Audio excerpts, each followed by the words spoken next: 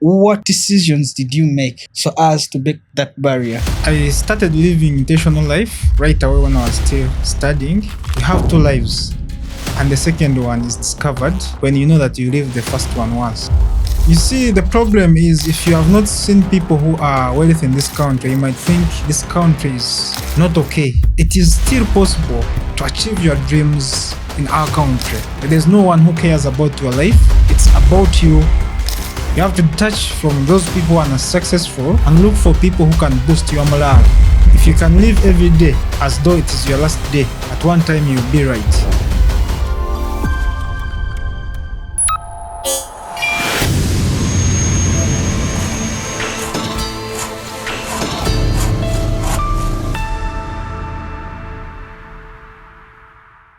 Many of us wake up in the morning, go to work. May it be raining, may it be shining. We all have to go to work. The major reason why we go to work each and every day that comes is that there's a certain point in life where we want to be. Building a future, skills and characters for a successful youth are very different from that youth who gave up on life. Development of a youth, it's not a standardized metric, but you can understand it in terms of development, education, health, which reflect on their socio-economic progress. Today we want to understand and we want to look at the characters for a successful youth. What should you know? What should you do so as to become successful in life? The journey of success is not easy. It is a very stressful journey. It is so complicated that most of us give up along the way. And there are very many reasons to why most of you give up. And one of those reasons may be depression. Others, it's because of the peer groups they are in. So today we are here.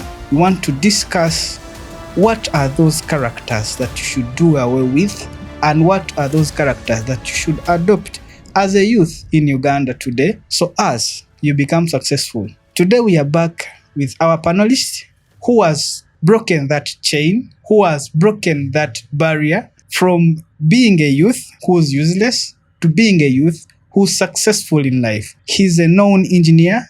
He has worked on various projects, and I would like him to introduce himself better.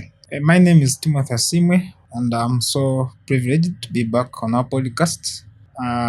This time on behalf of youth for our country, to see what we can do to transition from being where we are to ensure that we have successful careers, have successful life, and ensure we grow and develop and strengthen our country. Because I entirely believe that when youth are strong, then a country can grow. Because the future leaders are we, the young trees in the forest. So thank you so much for hosting me once again on this podcast. You're welcome. So engineer, most of us look at you and we see you as a very young man who has made it in life. And we normally ask ourselves, how did you make it as a young person who was 25? Because I believe that your success today did not start today. It is some 10 years back. What decisions did you make so as to break that barrier? One thing I can tell you is that I started living intentional life right away when I was still studying. I discovered some things that are crucial in life. I started reading books about other people who had lived and were successful. I would see philosophers who had done a lot of things. Have one of them, that is a Chinese philosopher, Confucius, who stated that we have two lives, and the second one is discovered when you know that you live the first one once. Like, such a man who was successful and he lived in China. Some of the men who built China could state that, and he tells you that, you have one life in short, but you discover that it is one when you know that it is one. So you know that you are not here forever. True. So when you discover that you are not here forever, You don't expect any boundary upon your life you are living.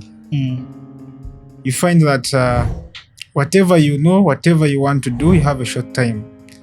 It is unfortunate that when you discover that you are going to be no more here after 100 years, whether you're watching me, whether you're listening to me, including even my kids, then you put yourself on pressure. You start triggering your brain to ensure you do something for your country, for your people. So I started living intentional, one, because I read books about people. I read books about Steve Jobs when he was still alive. Those days, I would listen to his speeches. I remember when he said that if you can live every day as though it is your last day, at one time you'll be right. Which is like, if you analyze such a thing, you see it is right. That every day is the final day you live. I started thinking about life, and I used to tell my friends and people that I should devote my life into philosophy of those great people who lived. I read books. I'm a believer in the Bible. I saw so many people who were successful didn't live long, but they lived intentional life. Like you pour out whatever you are.